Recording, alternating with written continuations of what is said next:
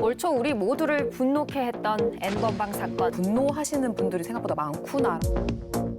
텔레그램 대화방의 시초로 알려진 갓갓이 경찰에 붙잡혔습니다. 가까스로부터 물려받아 이득을 챙길 운영자는 켈리란 아이디명을 사용해 N번방의 전 운영자인 왓츠맨은 지난해 9월 이미 구속돼 지금 조주빈이 포토라인에 섰습니다. 스스로 악마의 삶이라고 표현하며 멈추게 해줘서 감사하다고 말했습니다. 공범 붓다의 신상이 공개됐습니다. 현직 교사 4명이 가담했던 것으로 확인됐습니다. 거제시청 8급 공무원이 29살 A씨, 9살 여자 어린이에게 카카오톡을 통해 음란 행위를 해보라고 부추겼고 이렇게 해서 제작한 영상을 텔레그램에서 공유했습니다. 저희는 2018년부터 디지털 성범죄 문제 해결에 관심이 많았어요. 중요한 사건들이 계속 일어나고 있어서 전국에 있는 수많은 여성들과 함께하고 있기 때문에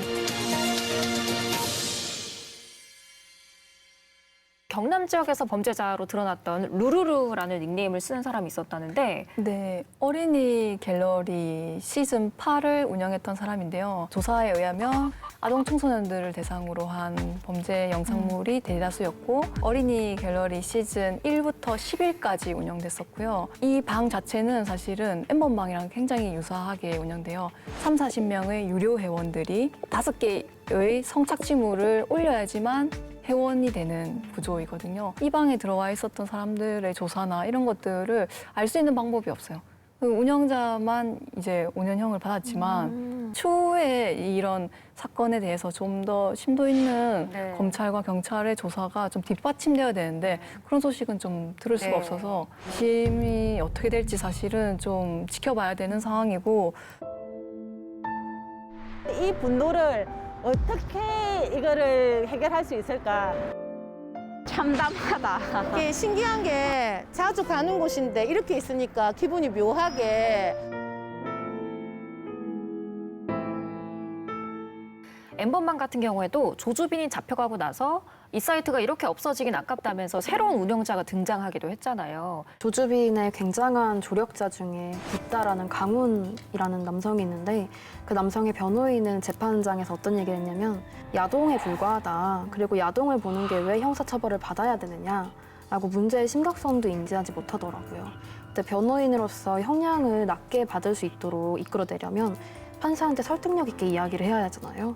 그런 판단을 거쳐 나왔던 말이 그 정도 수준이었던 거예요. 그럼 판사도 거기에 어느 정도 동조할 수 있을 거라는 가정에 깔려 있던 게 아닌가 싶습니다. 인식 자체가 그냥 되게 가볍고 그냥 이모티콘처럼 그냥 유머 요소를 쓰이고 그리고 야동이라고 표현하는 것 자체가 조금 죄와 전혀 연결되지 않는 자기의 어떤 성착취물인데. 취향인 것처럼 묘사되는 부분이 좀 많잖아요. 어디서나 구할 수 있다. 네. 우리는 어딘지 모르겠지만. 맞아요. 그런 유통의 시장들이 사실은 굉장히 대한민국 사회에서 일반화돼 있기 때문에 이런 말들을 편하게 할 수 있는 거 아닌가. 그것이 또 감형의 요소가 되고. 법에도 어떤 식으로 얘기가 되어 있냐면 음란물이라고 원래 규정이 됐었어요.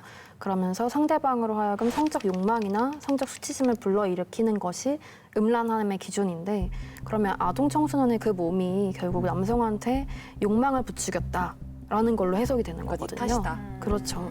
그래서 여성에게 책임을 묻고 그 안에 가해자가 어떤 잘못을 했고 그게 무슨 문제인지는 구체적으로 해석되지가 않아요. 성착취물이라고 명확하게 명시를 해야 될 것 같고 우리 이제 몰카라는 말도 쓰지 않잖아요. 불법 촬영이라고 하듯이 이게 범죄라는 사실을 우리가 좀 무겁게 받아들여야겠습니다. 디지털 성범죄의 가장 큰 문제점 중 하나는 가해자 연령이 계속 낮아지고 있다는 것. 그리고 피해자들은 대부분 여자, 청소년들이라는 점 때문인데 왜 똑같은 청소년인데 남자들은 이렇게 가해자가 되고 여자들은 피해자가 되는지 국가적으로 나서야 하는 문제라고 생각합니다. 실제로 뒤에서 누가 지켜보고 있다고 하면 그게 재판에 영향을 주기도 하나요? 굉장히 영향을 주죠. 일단 현장에 본인을 압박하는 사람들이 여러 명 있다는 게 영향을 주고 단순히 가해자한테만 그런 영향을 주는 게 아니라 검사 그리고 판사한테까지 우리가 이렇게 지켜보고 있고 공정한 법 집행이 이루어져야 한다고 요구하고 있는 행동이기 때문에 어떻게 보면 지금 가장 중요한 작업이 아닌가 싶습니다. 기존에는 대부분 불합리한 판결들이 나왔었는데 긍정적으로 볼 수 있는 사건들도 있었어요. 어떤 거냐면 로리 대장 태범이라는 닉네임을 가진 10대 남성이었는데 소년법으로는 받을 수 있는 법정 최고형을 받았거든요. 이 사람이 초범이고 그리고 나이가 어리고 수사에 협조하니까 일부분 그것을 참작해주겠다. 여기까지는 대부분 듣는 얘기인데 그 뒤에 그렇지만 이 사건이 너무나 중한 범죄이고 계획적이고 그리고 아동 청소년에 대한 보호를 하기 위해서는 더 엄중하게 다뤄줘야 되고 피해자가 거부를 했는데도 이렇게까지 여성 중학생들을 상대로 성착취물을 제작했다는 것은 전혀 가벼이 여길 수가 없다라고 해서 10년형을 선고했어요. 너무 좋은 점은 이 판결문 안에 진지한 반성을 했다든지 혹은 이 사람이 사회적으로 얼마나 유대관계가 결여되어 있었는지는 언급되지 않았어요. 정말 그런 배경을 보지 않고 가해 사실만에 집중한 그런 문제의 판결이었대요. 본질이 뭔지 아는 법원들이 더 많아지길 바라고 있어요. 저는 이제 판사들이 조금 불편해하는 상황이다.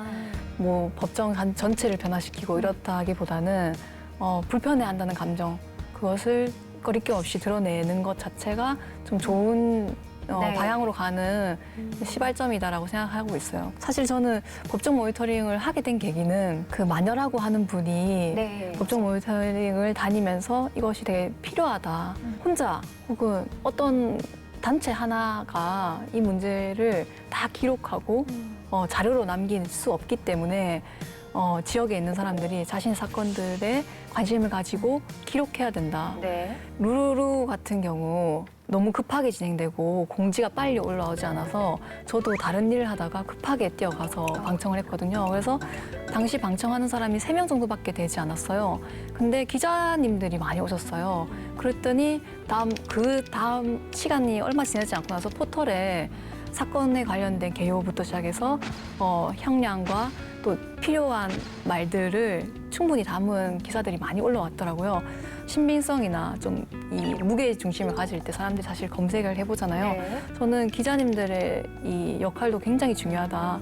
근데 그런 것들을 기록해 놓는 것이 이후에 많은 자료들, 그리고 사실 내가 피해를 입었을 때도 제일 먼저 하는 일은 검색하는 일이잖아요. 자료를 찾아보는 일인데 그런 것들을 저희가 좀 많이 마련하는 것이 이 법정 모니터링의 큰 취지이지 않을까 싶어요. 시간이 지나면 조금씩 잊혀지고 또 관심이 떨어지기 마련이죠.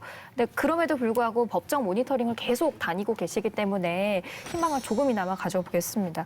포털 사이트에 대한민국 법원을 검색하시면 거기에 나의 사건 검색이 있어요. 거기에서 사건 번호를 검색하면은 그 전체 일정 혹은 진행 상황도 그 가해자가 어떤 것을 제출했는지까지 상세하게 볼 수 있거든요. 저는 그것을 대부분 참조하고 그걸 토대로 사람들에게 좀 이야기해요. 그러면 필요하신 분들이 그 시간에 맞춰서 방청을 연대하시는 경우가 많더라고요. 우리는 정제되어 있는 언어와 사실을 영원히 박제해서 자신의 행동을 끝까지 좀 반성해야 된다고 생각합니다. 사실 공개재판주의를 표방한다고는 하지만 방청석에 사람들이 많이 와 있는 경험을 하지 않았어요. 시스템을 변화시키는 거, 시스템을 운영하는 건 사람이고요. 결국 시스템을 변화시키는 것도 사람입니다. 그러니까 여러분들은 그 시스템의 변화를 이끌어 나가는 그런 한 사람으로서 여기 오신 게 아닌가라고 생각을 하고 있습니다. 방청연대, 재판 모니터링, 이게 바로 한국의 법원을 바꿀 겁니다. 여러분들 앞으로도 현장에서 만나 뵙길 기대하겠습니다. 감사합니다. 이렇게 조금씩 달라지고 있는 모습이 보이긴 해요. 최근에 뭐 가중이라든가 감경 기준을 조금 손보긴 했더라고요. 양형위원회가 만들어졌잖아요. 그래서 디지털 성범죄 관련해서 처벌 기준을 좀 만들자라는 취지인 것 같은데 설명을 좀 해주세요. 네, 아까 말씀드린 것처럼 법관들이 기존의 판례들을 따르다 보니까 제대로 된 처벌이 이루어지지 않았는데 그리고 마땅한 기준이 없었기 때문에 자의적으로 판결을 하는 경우가 잦았습니다. 감형을 하더라도 이 정도 범위 내에서 혹은 더 센 처벌을 하더라도 이 정도 범위 내에서 할 수 있도록 권고안이 마련이 됐고요. 이게 12월에 확정되기 때문에 그 이후부터는 재판관들이 그 기준을 따라서 형을 선고해야 합니다. 처벌 불원이라고 해서 왜 피해자가 가해자를 처벌하기를 원하지 않는 경우에는 좀 감형을 하는 경우가 있었는데 성착취 범죄 관련해서는 그걸 이제 하지 않기로 했다고 또 일반 감형 기준으로 좀 이렇게 수위를 낮추기로 했다고 그런 사례도 있더라고요. 그렇지만 문제는 여전히 지금 디지털 성범죄 문제를 해결하는 데 있어서 해당 권고안은 미약한 수준으로 보이고요. 디지털 성범죄의 주요 피해자가 아동 청소년이라고 말씀드렸잖아요. 그래서 아동 청소년 성착취 범죄로 이게 기소가 되곤 하는데 손정호의 경우도 그 이용자들이 받았던 대부분의 평균형이 징역형을 생각했을 때 7개월이었거든요. 7개월이요? 네, 7년 7개월이요. 7개월이요. 7개월요. 그게 아동 청소년 거기 법에 적용받았기 때문에. 네, 그 아동 청소년 성착취물을 소지하고 시청했다. 이 경우 한 평균 7개월형을 받았는데 이것 또한 4명밖에 되지 않습니다. 거의 다 벌금형이었고요. 양형위원회는 이번에 아동 청소년 성착취물의 시청과 소지를 6개월 이상으로 했어요. 6개월 이상으로 한다는 거는 평균 7개월이었던 거에 비해서 어떻게 보면 최소 별로- 6개월이라는 그쵸, 거니까. 최소 6개월이긴 하지만 저는 최소 7개월 이상은 설정돼야 되지 않나 싶고 한 9개월, 10개월에서부터 형 집행이 좀 이루어지는 쪽으로 변화됐으면 좋겠습니다. 네. 이번에 결정된 게 최고형 29년 3개월 권고안이 있던데 어떻게 평가하세요? 이 정도면? 그건 굉장히 선언적인 의미라고 생각을 하고요. 언론에서 앞다퉈서 29년 3개월을 대대적으로 보도했는데 실제 그 형을 받는 사람은 없거나 혹은 사법과 이만큼 노력한다는 본보기 형태로 특수하게 처리될 거라고 생각합니다. 네. 대부분 아까 벌금형과 집행유예를 선고받는다고 말씀드렸잖아요. 네네. 벌금형의 두 가지 특징은 강제력이 없어요. 벌금을 안 내면 그대로 그만인 거고 또 다른 특징은 신상 정보가 등록되지 않거든요. 그 돈 내면 본인은 사회적으로 그렇게 비난을 받을 필요도 없어지고 또 어떻게 보면 끝까지 돈을 안 내면 그거를 본인이 따르지 않아도 되는 거예요. 돈 얼마의 면죄부를 주는 것밖에 안 되네요. 그렇죠. 그리고 워낙에 디지털 성범죄로 불법 이익을 많이 얻게 되는데 그거를 몰수한다거나 추징하지 않고 벌금으로 떼운다는 거는 문제를 정말 해결하겠다는 것인가? 라는 질문을 하게 되죠. 그래서 판사를 견제하는 수단 정도는 될 수 있지만 지금 당장 급진적인 변화를 만드는 데는 한계가 좀 있습니다. 디지털 성범죄 양형 기준안 중 아동 성착취물 제작 부분은 최대 형량이 29년 3개월이지만 기본 형량이 최소 5년부터 시작한다는 점에서 판사의 재량에 따라 형량은 천차만별일 것이 예상되는데요. 우려되는 또 한 가지는 N번방 사건의 핵심 인물인 박사 조주빈, 갓갓 문영욱 등 주요 가해자만 보여주기식으로 처벌하는 것입니다. 국민은 디지털 성착취 가해자 몇 명이 아니라 그 방에 입장했던 모두의 엄벌을 원합니다. N번반 재판 받는 분들도 이 권고안에 따라 혹시 적용을 받는지 재판이? 일단 법적으로는 적용을 받지 않습니다. 아, 안 받아요? 네. 권고안이라서 그냥? 근데 대법원 판례 중에 하나가 이전에 상정되었던 법을 그대로 적용하지 않고 개정된 법안을 적용했던 사례가 있어요. 만약에 검사와 판사가 너무나 적극적인 의지로 이 가해자들에게 엄벌을 처하게 하겠다라고 한다면 이번에 새롭게 도입된 조항을 반영할 수도 있겠지만 아마 불가능에 가깝지 않나라고 네. 생각이 듭니다. 그래도 그나마 앞으로 잡혀오는 가해자들에게는 적용이 좀 되겠죠? 그렇죠. 그래서 12월에 양형 기준이 확정되면 그것을 참고로 해서 수사나 그리고 법 집행이 가능해집니다. 지금이 굉장히 중요한 시기라고 볼 수 있겠습니다. 그 양형에 있어서 감형과 가중처벌 조건이 어떻게 바뀌는지 이런 부분들을 양형위원회에서는 어떻게 다루는지. 이번에 바뀐 것 중 하나가 가해자가 그 피해 영상물의 삭제를 위해 노력했다. 그럴 경우에는 감형을 해준다는 조건이 있어요. 근데 애초에 가해자가 이 불법 영상물들을 어떻게 취득했고 그리고 범행에 사용된 도구가 무엇이었는지 그게 정말 충분히 압수가 됐고 영상이 얼마나 삭제되었는지가 의미 있게 확인된 다음에 그리고 가해자가 정말 노력을 했는지 안 했는지가 평가될 수 있을 거라고 생각을 합니다. 뭐 단순히 삭제 지원을 하는 비용을 지불했다거나 아니면 그런 정도의 요식행위를 했다는 것만으로는 피해자가 일상을 회복하는 건 너무나 어렵고요. 그래서 불법 이익도 몰수되고 그리고 당시 사용했던 도구도 압수된 상태에서야 이런 것들을 좀 긍정적으로 검토할 수 있지 않을까 싶습니다. 외국에서는 그러니까 그런 걸 지원해주는 시스템도 있다고 들었는데 혹시 들어보신 적 있으세요? 일단 우리나라 같은 경우는 약 1, 2년 전부터 네. 국가에서 디지털 성범죄 피해자 센터를 운영하고 있어요. 그래서 삭제를 지원하고 삭제 비용을 가해자한테 추징을 한다고는 하는데 정신적인 치료나 혹은 정서적인 상담 지원이 필요한데 그런 부분이 굉장히 열악하고요. 국가가 계속 이런 범죄들을 방관하고 한쪽에서는 양산하고 있는 게 아닌가 생각됩니다.